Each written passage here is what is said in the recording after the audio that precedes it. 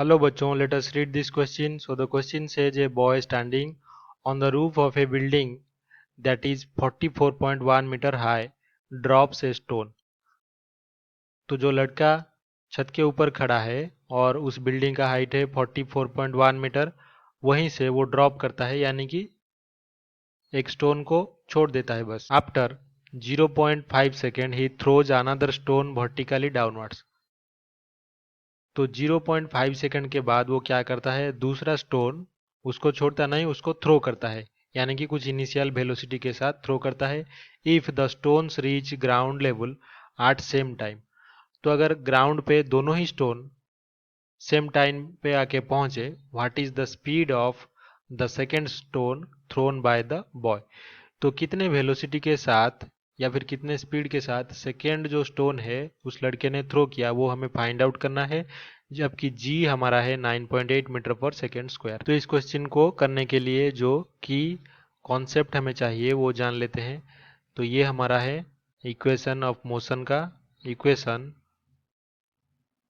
Of motion. तो equations of motion जो है पहला हम देख लेते हैं कि जो v स्क्वायर यानी कि final velocity square minus initial velocity u square हमेशा होता है 2 इंटू एक्सीलरेशन इंटू डिस्प्लेसमेंट, जहाँ पे कि ये कांस्टेंट होता है जो कि यहाँ पे 9.8 मीटर पर सेकेंड स्क्वायर है. और दूसरा जो इक्वेशन ऑफ मोशन हमें चाहिए वो क्या है कि जो v होता है is equals to u plus A T. तो इन दोनों की मदद से हम फाइंड आउट करेंगे जो सेकेंड स्टोन का इनिशियल स्पीड कितना था जब थ्रो किया गया वो. तो हाइट जो है हमारा एच बिल्डिंग का वो कितना है 44.1 मीटर. तो इसी हाइट से पहले जो हमारा स्टोन है इसको दे देते हैं S1, दूसरा जो स्टोन है इसको दे देते हैं S2. तो पहले स्टोन का जो इनिशियल वेलोसिटी है वो कितना है u1 और स्टोन 2 का जो इनिशियल वेलोसिटी है u2. तो इसका तो जीरो है और दूसरे का जो है वो फाइंड आउट हमें करना है. तो फाइनली जब ग्राउंड पे रीच करता है हमारा स्टोन S1, उसका फाइनल वेलोसिटी v दे देते हैं 1 और जो सेकेंड स्टोन का फाइनल वेलोसिटी उसको v2. तो अभी यहाँ पे acceleration due to gravity both दोनों के लिए क्या होगा, सेम g होगा डाउनवर्ड. तो अभी पहला इक्वेशन यूज करके हम लिख सकते हैं कि फॉर स्टोन 1, तो पहले स्टोन के लिए जो फाइनल वेलोसिटी है v1 स्क्वायर माइनस इसका इनिशियल वेलोसिटी यानी कि 0 square is equals to 2 into acceleration due to gravity यहाँ पे कितना है g, और s की जगह पे हम हाइट डाल सकते हैं h. तो ये v1 का square is equals to 2 into 9.8 into 44.1. तो जो v1 है इज इक्वल्स टू 29.4 मीटर पर सेकेंड. तो अभी जो टाइम t1 है हमारा S1 जो स्टोन है उसको रीच करने के लिए ग्राउंड तक वो हम फाइंड करना चाहते हैं. तो उसके लिए हम क्या करेंगे, जो सेकेंड इक्वेशन ऑफ मोशन है वो पुट करेंगे. तो v1 तो हमें पता है, v1 इज इक्वल्स टू कितना होगा u1 प्लस ए टी. तो जो t होगा वो इज इक्वल्स टू u1 तो जीरो है तो ये हो जाएगा v1 डिवाइडेड बाई ए. तो v1 कितना है 29.4 डिवाइडेड बाई जो एक्सीलरेशन कितना है 9.8. तो यहाँ पे टाइम हमें लगेगा 3 सेकेंड का. तो यहाँ पे फिगर को अगर देखें तो पहला जो स्टोन है वो ग्राउंड तक रीच करने के लिए लेता है t1 अगर टाइम, तो ये हमें मिला कि 3 सेकेंड मिला, अभी हमने कैलकुलेट किया. तो ये जो दूसरा स्टोन है वो भी ग्राउंड पे बिल्कुल सेम इंस्टेंट पे गिरता है, लेकिन इसको थ्रो किया गया कब 0.5 सेकेंड डिले करके.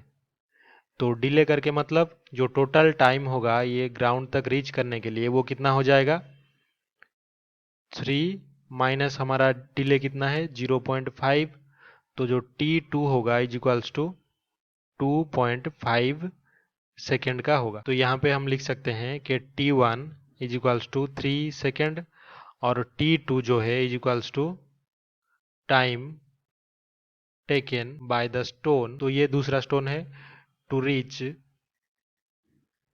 ग्राउंड, तो ये हमारा कितना होगा 3 सेकंड माइनस डिले कितना हुआ है 0.5 सेकंड का, तो ये हो जाएगा 2.5 सेकंड। तो अभी हमारे पास T2 है और जो हाइट h है और एक्सीलरेशन जो g है। तो अभी हमें फाइंड आउट करना है कि जो इनिशियल वेलोसिटी u2 है वो कितना है। तो इसके लिए हम पुट कर सकते हैं equation of motion from equation of motion, जो s होता है is equals to ut plus half A T square. तो इसको देते हैं इक्वेशन 3। तो इसके मुताबिक यहाँ पे s क्या है, h यानी कि डिस्प्लेसमेंट है यहाँ पे जो स्टोन 2 ट्रैवल कर रहा है, और initial velocity of stone 2 u2 और time taken bye it t2 plus half g, यहाँ पे एक्सीलरेशन g है, और t2 का स्क्वायर। तो जो h है उसकी जगह पे हम लिख सकते हैं कि 44.1, तो ये हमें पहले से ही गिवन है जो हाइट है। तो ये इज इक्वल्स टू होगा u2 यानी कि जो स्टोन 2 है उसका इनिशियल वेलोसिटी और स्टोन 2 का जितना टाइम ग्राउंड तक रीच करने में लगता है, तो ये हमने ले रखी है t2। तो t2 हमारा है 2.5 सेकेंड, तो इसका वैल्यू हम पुट कर सकते हैं यहाँ पे। तो u2 जो है u2 इंटू T2 की जगह पे 2.5 प्लस हाफ g का वैल्यू हमें पता है 9.8 इंटू 2.5 और इसका होल स्क्वायर। तो इसको सिंपली हम लिख सकते हैं कि 44.1 is equals to 2.5 u2 plus 30.62। तो इसको अगर और सिंप्लीफाई कर दे तो 2.5 u2 जो है वो हो जाएगा 44.1 माइनस 30.62, तो ये होगा कितना 13.47। तो इसका मतलब जो u2 होगा is equals to 13.47 divided by 2.5। तो जो u2 है इज इक्वल्स टू 5.39 मीटर पर सेकेंड। तो यही हमें फाइंड आउट करना था कि कितने स्पीड पे जो बॉय है वो दूसरे स्टोन को थ्रो किया। तो हम लिख सकते हैं the speed of the stone thrown by the boy is equals to 5.39 metre पर सेकेंड। तो यही हमारा फाइनल आंसर है। I hope you have understood this well. Best of luck.